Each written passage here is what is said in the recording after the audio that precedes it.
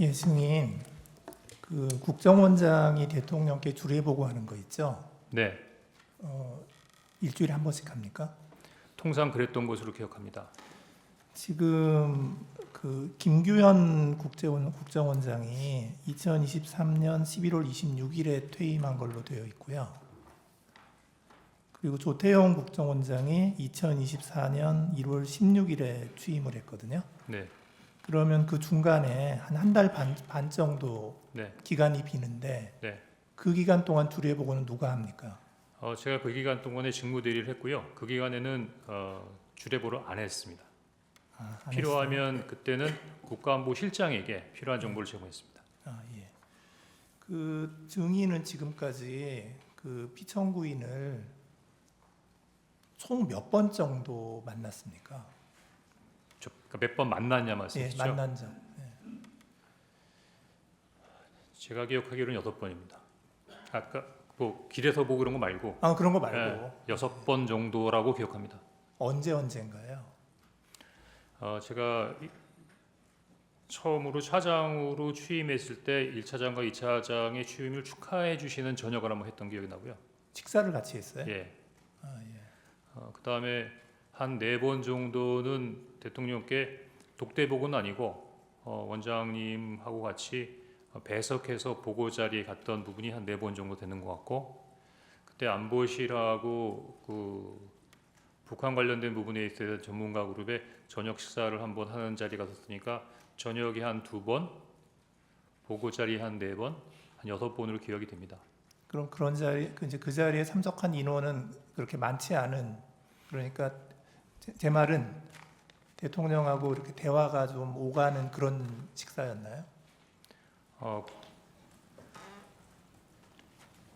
거기 있는 비서실이나 안보실 관계자들도 다 같이 있는 부분이니까 크지는 않더라도 원탁 정도가 채울 정도에 있어서 인원들의 저녁 식사였던 것 같습니다. 예. 지금 제가 이걸 물어보는 이유가 뭐냐면 그날 대통령실에서 이제 국무회의 할 때 이제 조태용 국정원장이 그 자리에 있었다는 거거든요. 이제 그런데 그거를 제껴놓고, 그러니까 원장을 제끼고 지금 1차장한테 전화를 했다는 게 조금 약간 좀 이상하고요. 그 다음에 통화 내용 자체도 굉장히 그 단도직입적이에요. 뭐 봤지, 비상계엄 발표하는 거 이러면서 시작했다는 거니까 증인과 대통령은 이게 서로 상대방에 대해서 상당히 어느 정도 인식하고 잘 아는 그런 사이였나요? 대통령께서 어떻게 생각하시는지 잘 모르겠지만 저는 그 충심으로 모셨던 것 같습니다. 아니요, 그런 거보다는 이렇게 뭐 이런 대화가 좀 전혀 뭐 초면에 이런 얘기 하기는 어렵잖아요. 초면에 하면 나 대통령인데 뭐 이런 얘기부터 해야 되는 거 아니에요. 근데 지금 제시하는 거 잘 들어 뭐 이렇게 얘기를 해야 되는데, 이건 그냥 봤지, 비상계엄 발표하는 것부터 대화가 시작됐다고 하니 그 정도 얘기할 사이가 되는 거냐고요. 그 부분에 대해서는 제가 뭐라고 답변드려야 될지 잘 모르겠습니다. 그 다음에 이제 그날 23시 30분에 이제 정무직 회의를 하고 나서 이제 조태용 국정원장에게 들어가서 좀 얘기를 했잖아요. 네, 그때 이제 대통령께로부터 전화 받았습니다 하고, 대통령이 원장님이 미국 출장 가셨는지 아셨나 봅니다 하고, 뭐 방첩사 지원하라고 하십니다 뭐 이런 얘기 쭉 했잖아요. 네. 그런데 이제 그때 조금 이상한 거는 그때 국정원장께서 뭐 놀라거나 그거 무슨 일이야, 그거 어떻게 된 거야 하고 좀 자세히 설명해봐 뭐 이런 식으로 대화가 오갔나요? 일체 답변이 없으시고 방금 말씀하신 것처럼 거기에 대해서 반응하지 않으셔서 사실 좀 당황했었습니다. 놀랐나요? 아니요, 안 놀랐습니다. 그러니까 조태용 원장이 안 놀랐다는 거죠? 네. 그럼 증인은 그때 좀 어떻게 생각을 했나요? 왜 안 놀라시지? 뭐 이런 거에 대해서 증인의 생각은 어땠습니까?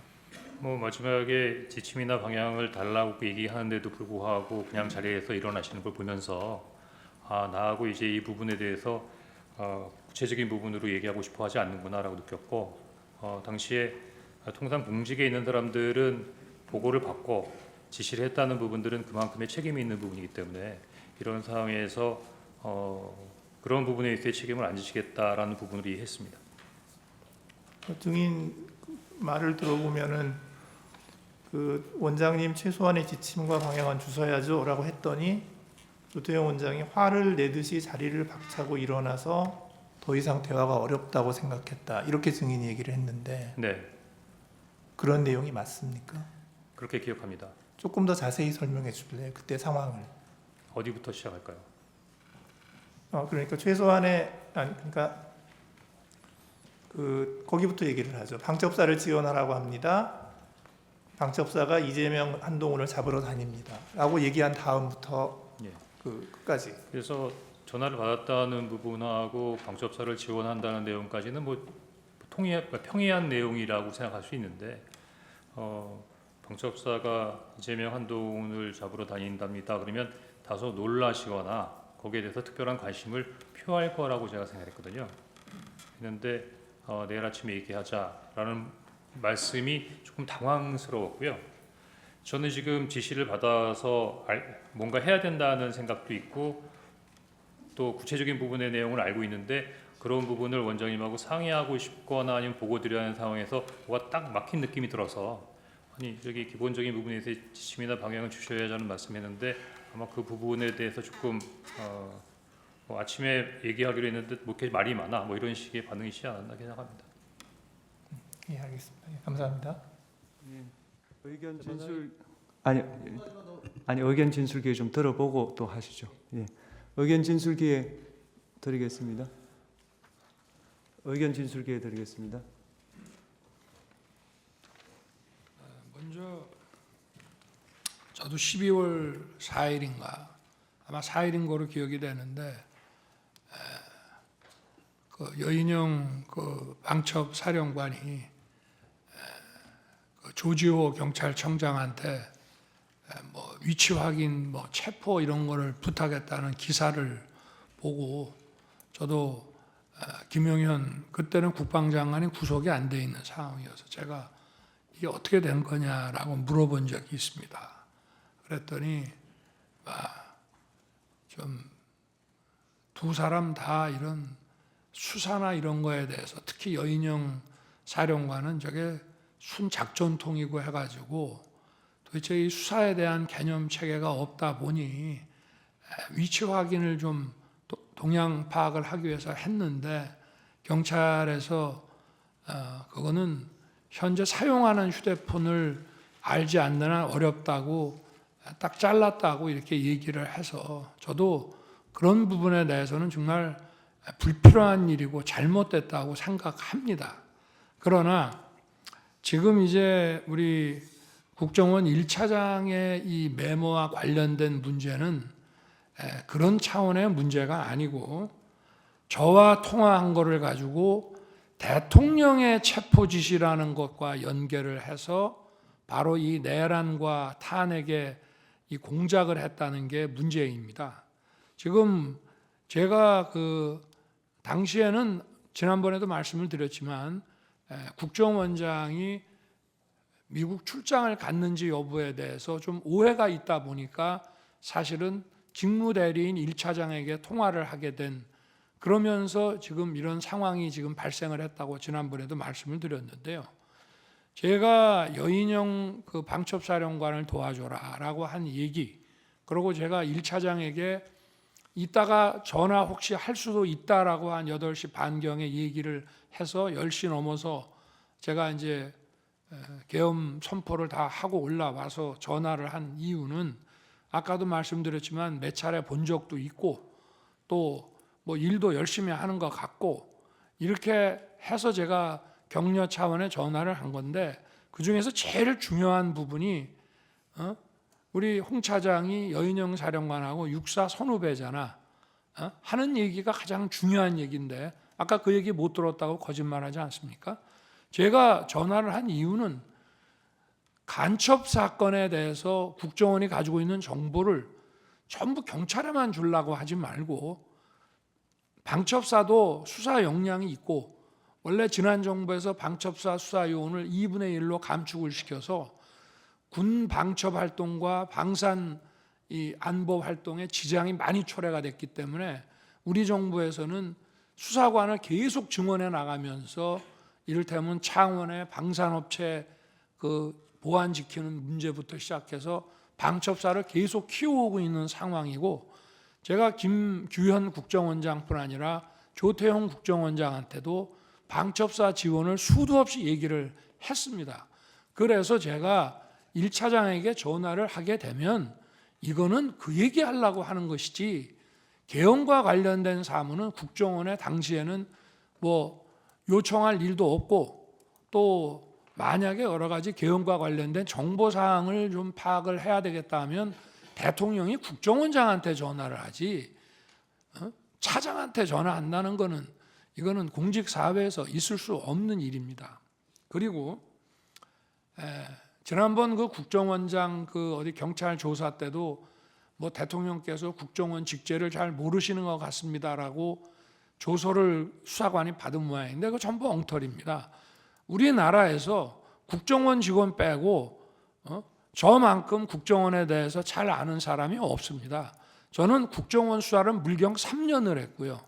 그리고 국정원, 방첩사, 경찰의 이 대공 역량을 보강하기 위해서 취임 이후에도 엄청난 노력을 했을 뿐 아니라 국정원 인사를 벌써 여러 차례 해온 사람이라 속속들이 저는 잘 압니다. 제가 1차장한테 이런 얘기를 한 것은 육사 선후배이기 때문에 좀 국정원에서 이런 걸 할 때 정무직 회의라든가 간부 회의 때도 좀 거들어 주라는 얘기를 이제 한 것인데 이거를 간첩을 좀 많이 잡아 넣기 위해서 정보를 좀 경찰만 주지 말고 여기다가도 방첩사에도 주고 지원을 좀 해주라는 얘기를 이런 무슨 목적 없는 체포 지시로 해서 그 여인영이 뭘 부탁도 안 하는데 대통령이 도와주라고 그랬다고 해서 이런 거를 받아서 여인영은 경찰에다가 물어보니 경찰이 어렵다고 하니 국정원은 뭐 미행이라도 하고 뭘 하니 그거 뭐 위치 확인하는데 좀 도움이 될까 해서 헌 얘기를 이렇게 엮어가지고 대통령의 체포 지시로 이거를 만들어냈다는 게 이 핵심입니다. 이게 그래서 이 메모를 아까도 왜 자 지금 12월 3일 날 밤에 저 국정원은 뭐 신출귀몰한다고 뭐 저 영장 없이도 이렇게 수사권이 없어도 뭐 좀 미행이라든지 뭐 정보 활동을 통해서 사람 어디 있는지를 알아낼 수 있지 않는가라는 뭘 잘 모르는 사람의 이런 부탁을 받아서 에이 미친놈 말도 안 되는 소리 하네라고 했다고 하면서 그거를 또 한 번 계속해서 이 메모를 만들어 가지고 있다가 자기가 12월 5일 사표 내고 6일 날 해임이 되니까 이걸 가지고 대통령의 이 체포 지시다라고 이거를 엮어낸 것이 바로 이 메모의 그 핵심이라고 저는 말씀드리고 싶습니다. 그리고 아까 국정원장에게 대통령이 방첩사 지원하라고 했던 얘기에 대해서 국정원이 원장이 별다른 대답을 안 했다는 것은 제가 판단하기에는 저한테 하도 들었기 때문에 그 얘기는 맨날 하는 얘기니까 아마 내가 저 국외 출장 중인 줄 아시고 저 1차장하고 통화를 했다가 그 얘기를 하셨던 모양이구나 라고 저는 원장이 받아들였을 것이라고 생각하지 개헌과 관련된 별도의 그 어떤 지시였다고 한다면은 바로 저한테 아마 국정원장이 특달같이 전화했을 겁니다. 1차장한테 뭔 지시를 하셨다는데 그게 뭡니까 하고 그래야 그게 국정원장이지 아니 개헌과 관련된 지시라고 생각을 하면서 1차장 말을 그냥 무시해버리고 아니 그 앞에서는 무시하는 척을 하더라도 대통령이 자기 밑에 사람한테 뭔가 개헌과 관련된 업무 지시를 했다면 특달같이 저한테 전화하는 게 상식 아니겠습니까? 그거는 수도 없이 들었기 때문이고 지난번에도 왜 한번 재판관님께서 어떤 뭐 작년 상반기 총선 전에 어떤 안가 자리에 여인영 방첩사령관이 거기에 왜 참석했냐고 한번 물어보신 것 같은데 그 자리가 바로 국정원 보고 방첩사 지원해 주라고 하는 그런 자리입니다. 그렇기 때문에 그 말씀을 좀 드리고요. 그리고 아까 무슨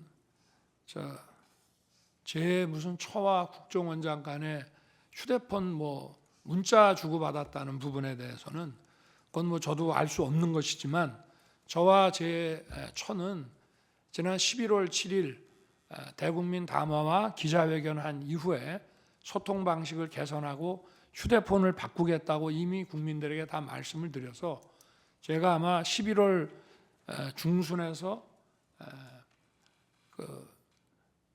남미 G20하고 APEC 출장 가기 직전 아니면 그 직후에 휴대폰을 바꿨습니다. 그래서 비화폰을 저 같은 경우에는 국정원장하고 썼고요.